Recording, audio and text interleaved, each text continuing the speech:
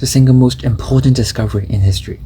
Cooking, the thing that allowed us to evolve into humans. Sweetness, the taste we know to seek out for as soon as we're born. Finally, desserts, the pinnacle of our culinary and biological evolution. With that, I present to you the dessert that's often cited to be the hardest to make. The macaron. And yes, that is the Eiffel Tower, because I'm in France, in case you couldn't tell. You see, the thing about France is, they serve macarons at the McDonald's. But more on that later. So we both wanted to learn more about desserts, and we decided that there's no better way to do it than to experience it ourselves. So while Carl went to France, I decided to travel to South Korea since I remember that there are many great desserts there. Here I've curated a collection of macarons from a local artisanal bakery and McDonald's. These ones are cheap and these are not so cheap. So now let's do a taste test. Let's first start with the McDonald's one. The shell is crunchy enough. The filling is flavorful. It's a bit sweet. It's overall of acceptable quality. Now let's move on to the one from the local artisanal bakery. This one is a bit unwieldy and it seems like it's stuck to the bottom with some sugary substance. I guess I'll try it layer by layer then. The shell is slightly crunchier than the one from McDonald's. You can definitely taste the raspberry in there. The slight tartness from the raspberries give the overall dessert a bit of a kick. And there's also a thick layer of custard. Overall, it is pretty good, but I'm not sure it justifies its price. But you can definitely taste the difference between this one and the one from McDonald's. Hello everyone, I'm Isaac. I'm in South Korea in Lotte World and I just ordered an Oreo churros milkshake. So it looks like this, okay? Can you see it? Beautiful, right? So now I'm going to try to drink it and taste it. Okay, so I just opened the straw and it's in the shape of a heart, which is cute. Okay, I'm going to drink it now. It's creamy and it's sweet. It's like very milky. It's like very rich flavor, so I really like it. And there's like Oreo crumbs, so that it's like multi-dimensional. It's not just a milkshake, and that's all. No, there are other things inside milkshake as well. So I've always liked Oreo since I was a kid, and you know the dessert I had in Korea was a new Oreo themed dessert, which I thought was really interesting. So now I'm going to make a new Oreo themed dessert at home for myself and for Ka as well, because Oreo means a lot to my childhood and I want to share with others. So today I'm going to be making coconut pudding coated with Oreo crumbs. So let me introduce our ingredients. So this is the Oreo, then we have a cup of water later, and we have gelatin powder as well as some coconut milk. Okay, so this is what we're going to use today. So here goes the gelatin powder. Okay, that's enough. And water. Okay, our water is gonna go here. We're adding our coconut milk to the dessert. Isn't it wonderful? Okay, so now that I've added everything, I need to start whisking this mixture.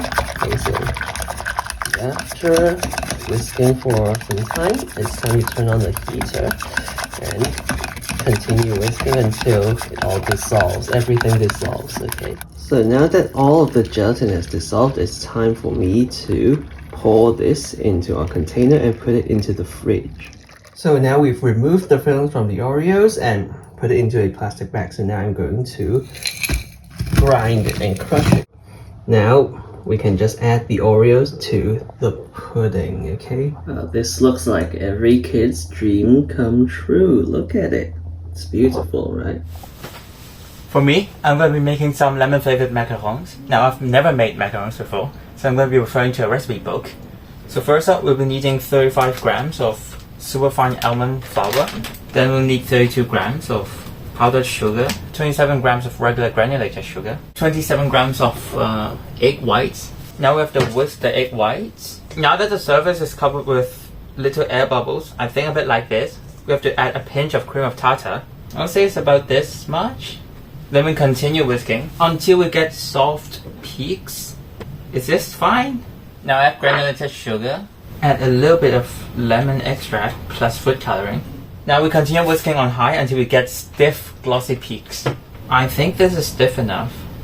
Let's move on. Now we have to add the almond flour and the powdered sugar into the egg whites, but we have to run them through a sieve first. This is taking longer than I thought it would. Now add them into the egg whites and fold them in. This is actually getting quite thick now. Apparently it should run off the spatula in a thick ribbon. Exactly not like that. And now put it into a piping bag and pipe the batter into circular discs. Now the recipe I'm following is supposed to use 9 macarons. I'm not sure what happened, but I got 8 shells, which equates to 4 macarons. Not sure what happened, but we'll keep going. While they're resting for 30 minutes, let's use the time to make a filling of lemon buttercream. 62 grams of powdered sugar, that's a lot of sugar. 28 grams of butter. So if you beat the butter, then add some lemon extract, some lemon zest, and a little bit of salt. Add 5 grams of heavy cream and the powdered sugar. Now mix them slowly, and that's our lemon buttercream done. At this point, our shells should have rested enough, so now let's bake them at 160 for 16 to 18 minutes. And they're done, so let's pull them out and let them cool for a bit. And while they're cooling, I want to talk a bit about what I think happened. Because as you can see, these peaks, they never went down. And I think that's probably because the batter was too thick. And I didn't know how to fix it.